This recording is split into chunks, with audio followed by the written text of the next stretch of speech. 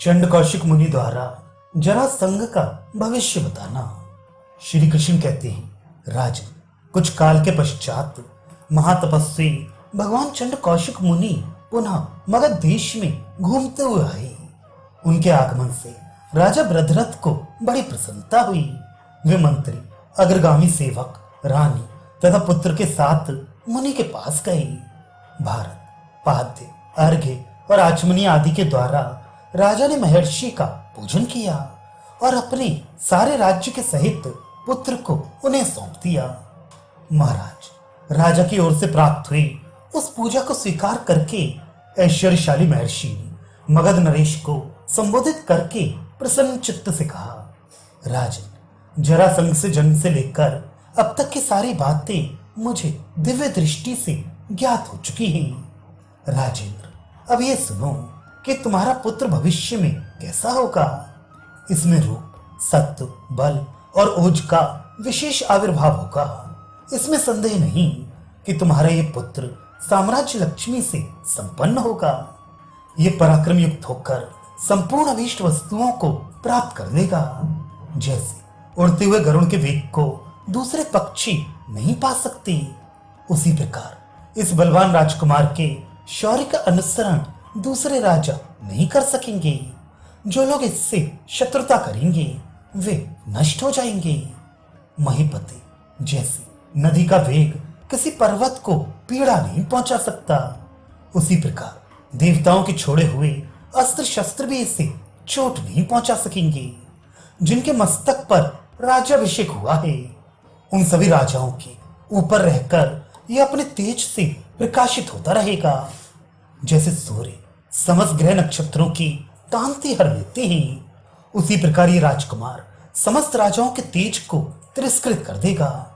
जैसे पतंगे आग में जलकर भस्म हो जाते हैं, उसी प्रकार सेना और सवारियों से भरे पूरे समृद्धशाली नरेश भी इससे टक्कर लेते ही नष्ट हो जाएंगे। ये समस्त राजाओं की संग्रहित संपदाओं को उसी प्रकार अपने अधिकार में कर लेगा। जैसे नदी और नदियों का अधिपति समुद्र वर्षा ऋतु में बढ़े हुए जल वाली नदियों को अपने में मिला लेता है, यह महाबली राजकुमार चारों वर्णों के भले भांति धारण करेगा, उन्हें आश्रय देगा।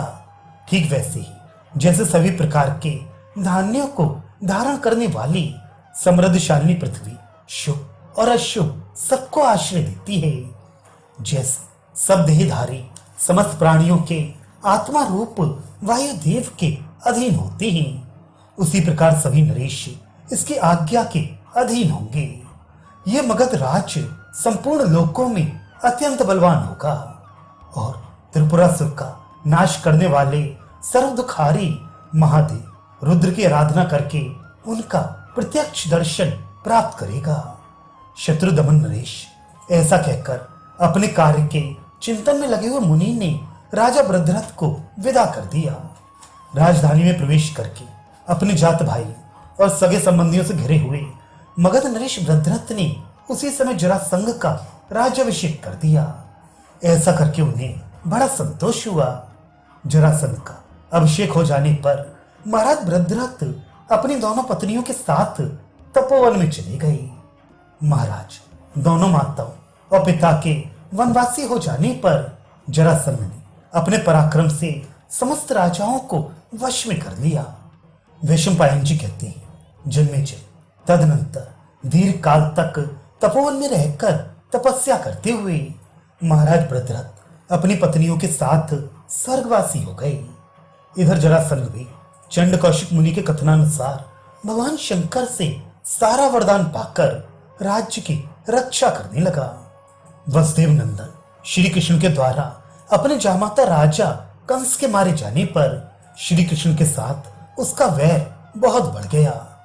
भारत, उसी वैर के कारण बलवान मगध राज ने अपनी गदा 99 बार घुमाकर गिरिव्रज से मथुरा की ओर फेंकी। उन दिनों अद्भुत कर्म करने वाले श्री कृष्ण मथुरा में ही रहते थे। वे उत्तम गदा 99 योजन दूर मथुरा में जाकर गिरी। पूर्ववासियों ने उसे देखकर उसकी सूचना भगवान श्री कृष्ण को दी।